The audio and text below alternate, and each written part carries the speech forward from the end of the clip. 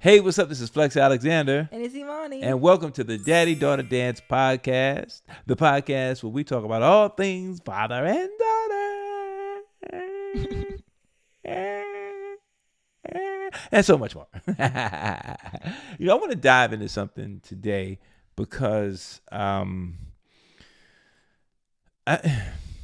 this generation, and I think it's only going to pick up even more as the generations go, are really, and this is a conversation I've had with my son, but finding your individuality, as just finding out who you are, figuring out who you are, based on, because, so many people can say like, oh, you remind me of your mother. Or you felt like when we post pictures, they'll be like, oh my God, Imani, that's Shanice all over, or da da da da. Or when she smiles, that's Flex, or those type of things. And I've never asked, but I always wondered, what is it like, especially in what we do, but just in general, like how do you juggle that? How do you find that individuality as a daughter, as you starting to make your way in the world? Like, how do you do that? I think I'm kind of still trying to honestly find it. Like right now, like I'm trying things to, I guess, just find that, if that makes sense, because people do say like, oh, you look like Chinese, or like, oh, you look like Flex, like all those things, which is obviously fine, because I mean, you can't get like past that, Right. but I'm trying to find my own, I guess, individual like space and like my own people that are also apart from that, because I am my own person and stuff. And so I think that's who I'm trying to really connect with and like find. And it can be hard because obviously it's hard to break out of like that, because it's all you ever like known, and it's all anyone else has ever known me as.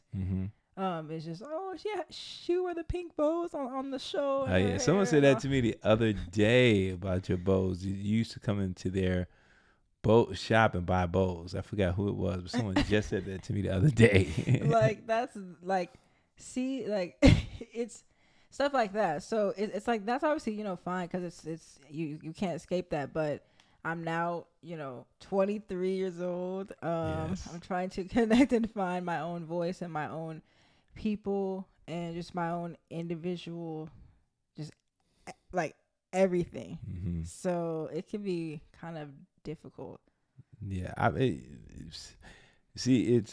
me growing up. Obviously, I didn't have parents. Well, my dad was in show business, but didn't know him. But not having that in front of me, or seeing it, like my mom worked for the hospital, and my mom did all kind of jobs. So I kind of figured it out on my own, I guess, so to speak. But I think we all take pieces, even in finding your individuality. You take pieces of it. Could be your father, if you like you. When I was your age, I did the same thing. I ran them streets. Like, this one here is she is the road runner. That's her nickname, road runner. Out. She be out. She be on one. And I know that is a characteristic from me, for sure. And it, there'll be a time where you'll pace it out, and you'll get to the point where you don't run as much. But when you are building your world, you're gonna have pieces of myself. You're gonna have pieces of your mom. So you're always gonna get that. Especially when you sing, you're always gonna get that, and I know it's just like, even with your music, finding your audience, do you think it's harder for us as melanated people to be able to, do we have to do more? Do we have to work harder to find that? I think so, sadly, because, there will be people on TikTok, like, example, like the girl who made the renegade dance during COVID was black, but it went viral when the white girls on TikTok did it. So it's like, of course she, Ben got, like, they like know who made the dance and gave her credit, but she missed out on that money. Yeah, like she was not the one that, like, the white girls went really, really viral for it when it was her dance. And it's like, of course it's an app, but like, that's an example of how they can just post a simple video. Like, I saw a video of this girl, and it's like there was nothing wrong, but it's just like she was just like her being cute and like doing nothing, and it had like 1.5 million likes, and I was like, great, but like it's just crazy how easy it is for non-black people. And then you have us, I see people who have really great like content, like videos, high quality, everything looks all nice, and or singing, and like coming to like singing, it's like, of course I love like I love all singers and stuff, like that, but it's crazy to see people on TikTok, like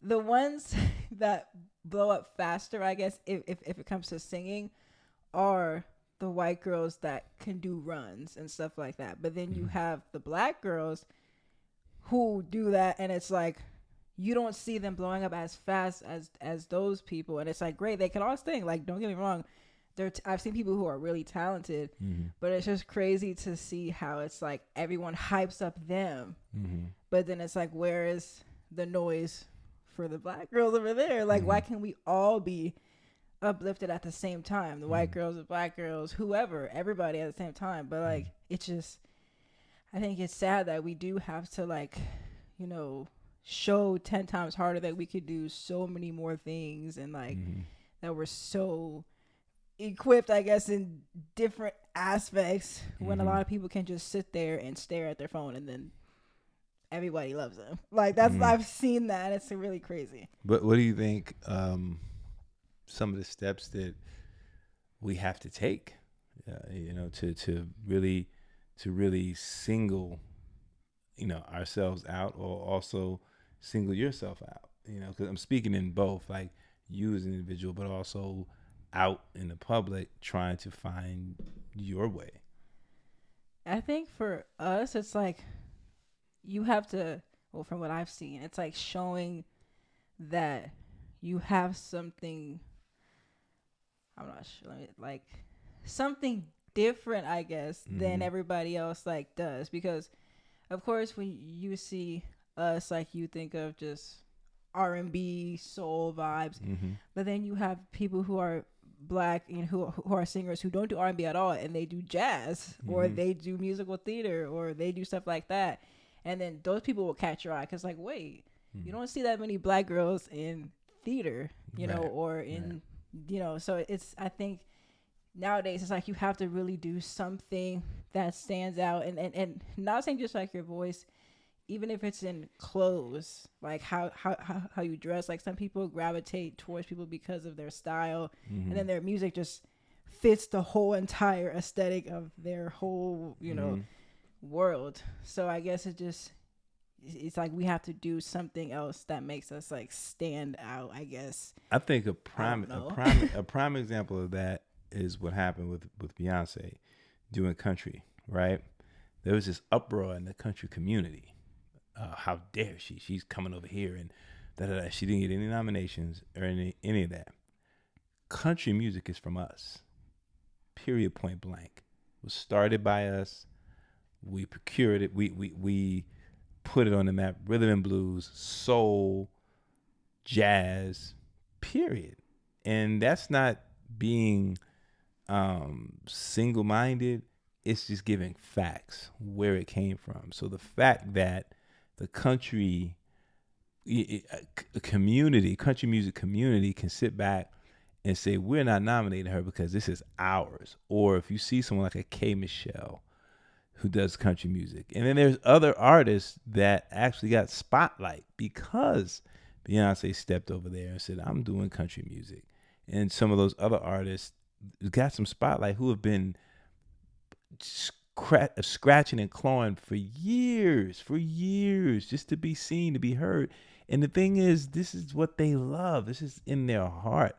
And they have this hurdle to jump. Like, we got to prove ourselves to be in a genre that we started, period. And I love the young country singer, the young lady who got up and spoke and expressed those sentiments and named the names of the Black female country artists who started this way back, and the male country artists. And it really unnerves me. You know, it's like the nerve of you. Like, that really ticks me off.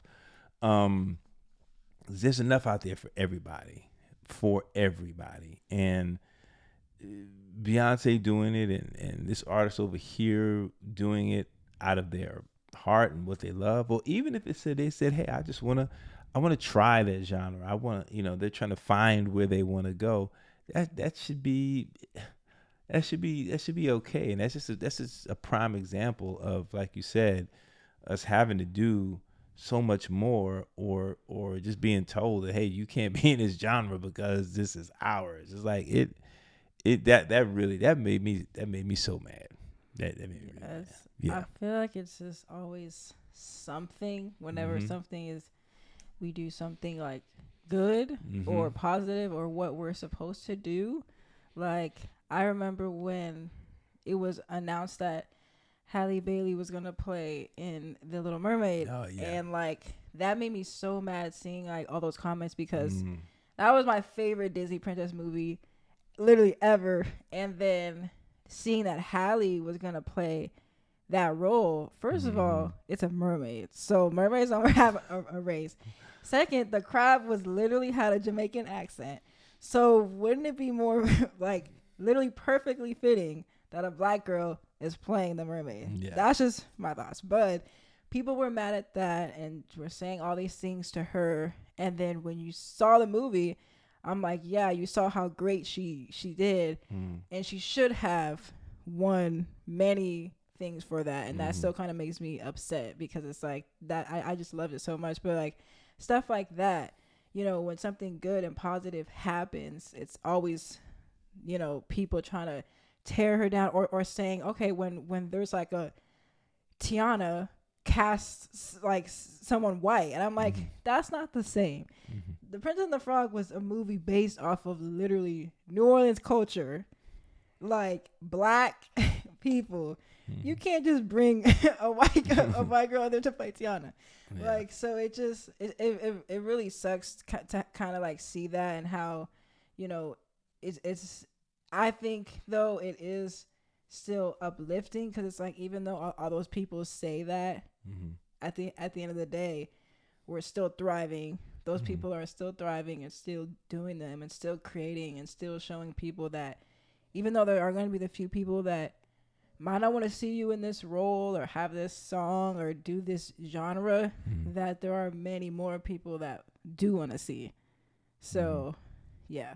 Yeah, I think even for artists like Halle Bailey, her sister Chloe, it's even watching them, trying to find their individuality, find out who they are, because obviously being discovered by Beyonce and all that, they get compared to that so much. You look at artists like Normani, a bunch of it, they get compared to others, and that seemed like that. It seems tough. So I just always wonder for you, what you do. You write down things to yourself? Do you watch others and say, okay, I'm gonna do this, do that, or do you just naturally flow and just say, hey, I'm gonna let it come to me? I mean, I think I've obviously been inspired by a lot of people who have influenced me in like certain ways and certain things that I do now, but I still am like finding my own, if that makes sense. So like I have people that inspire me, but obviously still making me my own, if that makes sense. So like, you know, there's a lot of people that I've looked up to like my whole life, and I take as inspiration, and then now it's just kind of making that, or just like creating my own, like who is me, I guess. Like when you see me, like you think this, like if I see Ariana Grande, because that's someone who I've literally heavily inspired by just in so many ways. When I think of her, I think of the color like pink. Like I think of just like soft, like very soft, dainty, but like she has set that for herself, like if that makes sense. Like and then I think of Hallie, and I think of she's very sweet, she's very soft spoken, like very like she just has this like vibe about herself. Like everyone creates their own individuality and like who they are and who you know them by. So I guess me just finding that and like figuring that out really, I kind of know, but you know it definitely takes time when you're trying to like break away from certain things, or just really like, you know, figure out everything. And do you think your, you know, writing and your content and what you talk about is going to help that kind of come to a head, or help that come forward? I mean, yeah, I think so, because I think, you know, people will like find it and hopefully feel it, you know, and like because songs that I like have like on my phone and stuff, like I've found because they've popped up on TikTok, or like someone has told me like, have you heard this person? And I'm like, oh wait, no. Like so it happens like that, really. So I think that will really help, just really just being yourself. Like I know when everyone posts on social media and they're like, guys, like literally just be yourself. Like you don't need all these post at this time, make sure this video is this long, make sure. You just have to really be yourself, because a lot of people I see on TikTok, or even if they aren't singers, like just people I think that are funny, have literally just been themselves. And they attract those people to them, and then they show up more on my page, and then I start to see them, and then I follow them. So it's really just about being yourself, and those people will find you. And what is I ask you this last question: what would your hope be? What do you look for the next 5 years? What do you picture happening for yourself? I guess I'll say as a general, because I don't tell everybody my plans. Yeah. Okay. Yeah. Okay. Yes. Not kind of. Yeah. Not that. I don't tell everybody my plans. But yeah, what would be ideal for you in the next 5 years? In just a general sense, that's more surface level. It's basically, you know, I guess just doing the thing and being at the place where I was always meant to be. If that makes sense. That ate. Yeah. She went deep with that one. Yeah, because I know what I was meant to do and what I'm supposed to do. Right. So just literally doing it fully, like in its entirety. Okay. All right. Listen, there's nothing I can ask after that. Nothing I can say after that. You heard it right here from Miss Imani, talking about individuality, talking about finding your space, your place, and being there when you're supposed to be there. Right here, the Daddy Daughter Dance Podcast. We hope you continue to tune in, like, share, and subscribe. I am Flex Alexander. And I'm Imani. And you can follow me at FlexA4Real on Instagram, TikTok, Snapchat, Flex Alexander on Facebook. And Imani Aaliyah with 3 H's everywhere. All right, listen, keep being you. Set your goals. Don't tell people. And get it knocked out. We'll see you again. Much love. Peace.